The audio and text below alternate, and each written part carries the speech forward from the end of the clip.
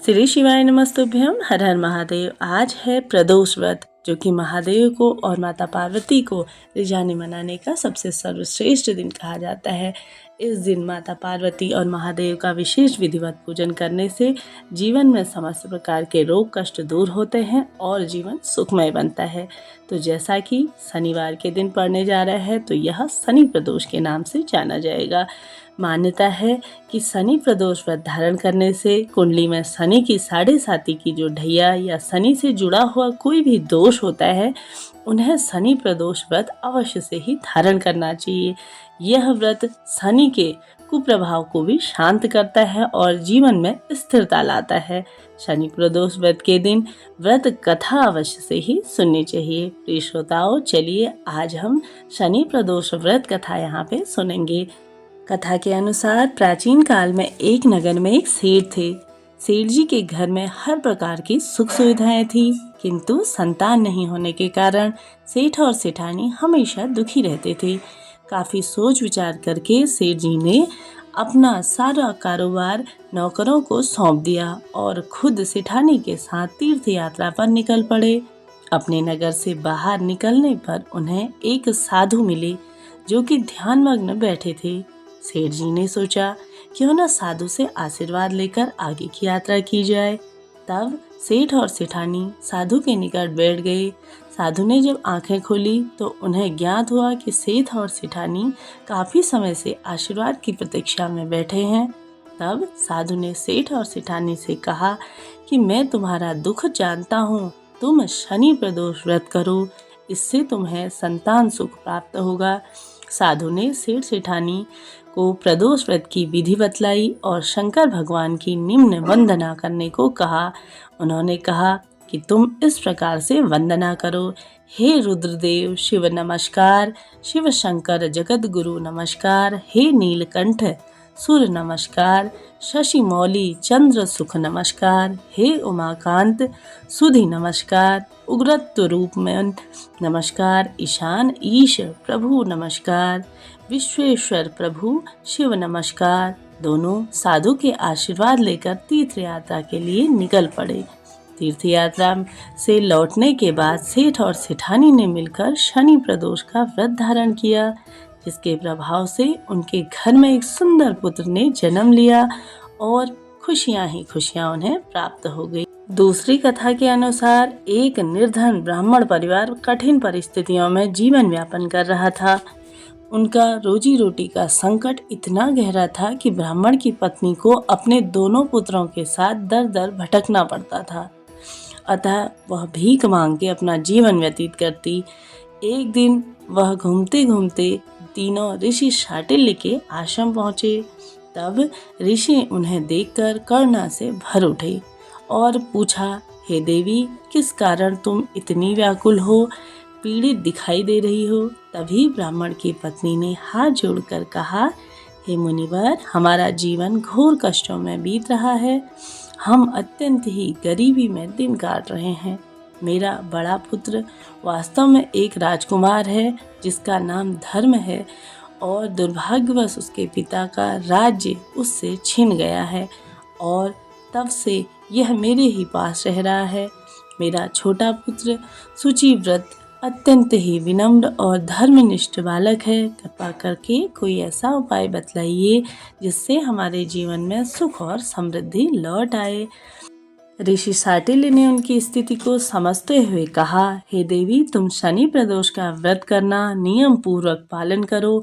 यह व्रत भगवान शिव को अत्यंत ही प्रिय है और विशेष रूप से शनिवार के दिन आने वाला प्रदोष अत्यंत ही फलदायी होता है।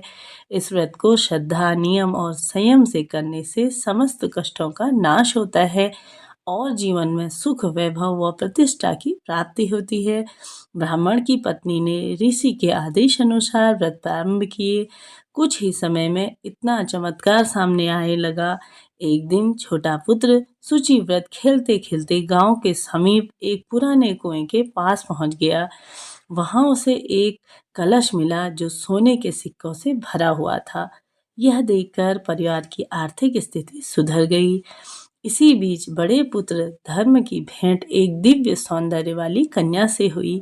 वह कन्या एक गंधर्व की पुत्री थी जिसका नाम अंशुमति था और उसके पिता विद्रवीक नामक प्रतिष्ठित गंधर्व थे।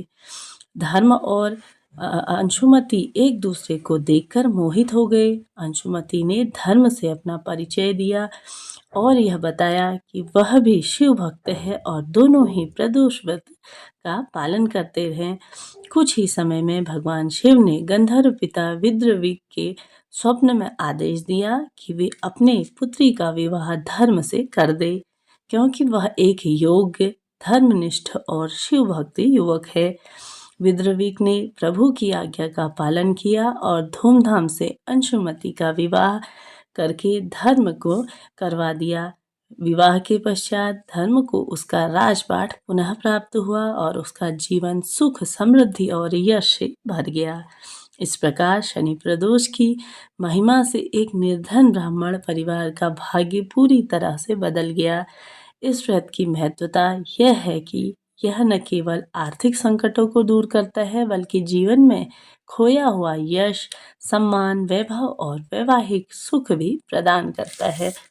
बोलिए हर हर महादेव। अब हम पढ़ेंगे आरती। जय शिव ओंकारा, प्रभु हरि शिव ओंकारा, ब्रह्मा विष्णु सदा शिव अर्धांगी धारा।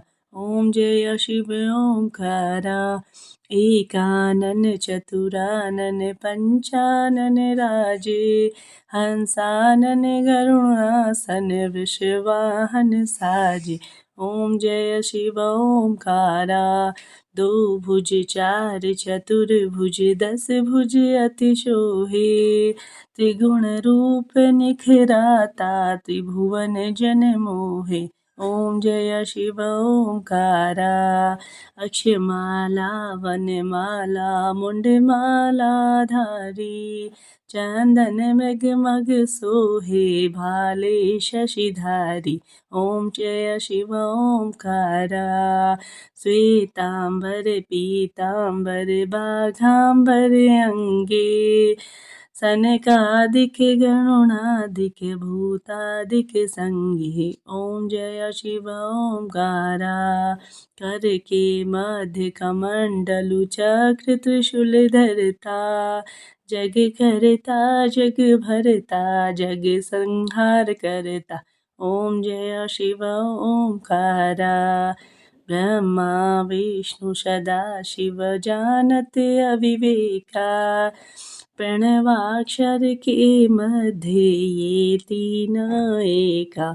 ओम जय शिव ओंकारा। काशी में विश्वनाथ विराजत नंदी ब्रह्मचारी, नित उठी भोग लगावत महिमा अति भारी। ओम जय शिव ओंकारा। त्रिगुण शिव जी की आरती जो कोई नर गावे, कहता शिवानंद स्वामी मन वांछित फल पावे। ओम जय शिव ओंकारा। ब्रह्मा विष्णु सदा शिव अर्धांगी धारा, प्रभु अर्धांगी धारा। प्रभु हर शिव ओंकारा। ब्रह्मा विष्णु सदा शिव अर्धांगी धारा। ओम जय शिव ओंकारा। बोलिए हर हर महादेव। जय शिव शंभू। प्रदोष व्रत कथा यहाँ पे पूर्ण होती है। व्रत कथा मैंने आपको सुना दी, साथ ही आरती भी आप सभी अवश्य से सुनिए। आज प्रदोष व्रत है, जैसा कि शनि प्रदोष, तो महादेव के संग आपको शनिदेव का भी अवश्य से ही पूजन करना चाहिए। साथ ही साथ इस दिन आपको विशेषकर रूप से दीप दान करें। महादेव के मंदिर में शनि यानी पीपल वृक्ष के जड़ में आपको दीपक अवश्य से ही लगाना चाहिए, क्योंकि शनिदेव की कृपा पाने का भी यह सबसे सर्वश्रेष्ठ दिन है। प्रदोष व्रत की सुबह के समय में आप छोटी सी सरल सामान्य पूजा कर सकते हैं, लेकिन शाम के समय में यानी कि प्रदोष काल के समय में आपको विशेषकर पूजन करना है। जैसा कि घर के मंदिर में ही आप पूजन करें या महादेव के मंदिर में जाके आपको घी का एक दीपक प्रज्वलित करना है। शिव गौरी की प्रतिमा है तो उसके समक्ष फल, फूल, धूप, दीप और नैवेद्य अर्पित करें। शिव मंत्रों का सरल से जाप करें, या तो आप पंचाक्षर मंत्र का जाप कर सकते हैं, षडाक्षर मंत्र का जाप करते हैं, और शिवजी समेत सभी देवी देवताओं की आरती अवश्य से करें। इसके बाद शिवलिंग पर आप जल, बेलपत्री, आँख के फूल समेत सभी पूजा की सामग्री आप समर्पित करें। इसके बाद जो सायंकाल का प्रदोष काल का मुहूर्त है वह मैं आपको सभी को बताते हुए चलूँगी। तो प्रदोष काल का समय रहेगा 7:10 से लेकर के 9:13 पर। इस बीच में आप महादेव का विशेष पूजन करें। विधि विधान से पूजा करने के बाद क्षमा प्रार्थी हो, और इसके बाद पीपल के वृक्ष के समीप सरसों के तेल का एक दीपक अवश्य से ही शनिवार के दिन लगाना चाहिए। शनिदेव की पूजा आराधना करें। शनिदेव के सरल से मंत्रों का आपको जाप करना चाहिए। ओम नीलांबर शूलधराय कृटिधरी त्रस्तोधसस्तु धनम धनुष्मानम चतुर्थम सूर्यसुतम प्रशांतम सदा वरदो नित्यम महतम। शनि प्रदोष व्रत के दिन शिवलिंग पर जल, काला तिल और शनि का पत्ता अर्पित करना चाहिए। शनि का पत्ता अर्पित करने से इसके बाद शिव चालीसा का भी आप पाठ कर सकते हैं। ऐसा करने से आप सभी के जीवन में समस्त प्रकार के हारी बीमारी, रोग, परेशानी दूर होती है। इसके साथ ही शिवलिंग पर आप 108 बेलपत्रियाँ आप चढ़ा सकते हैं, या इस दिन उड़द की दाल, काले तिल, वस्त्र समेत शनिदेव के संबंधित जैसे भी जो भी चीज़ें हैं उनका आपको दान करना चाहिए।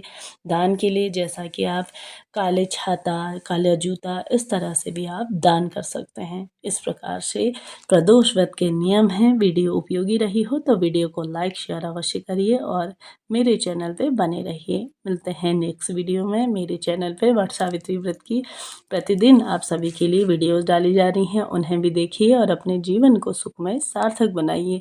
मिलते हैं नेक्स्ट वीडियो में, तब तक के लिए हर हर महादेव।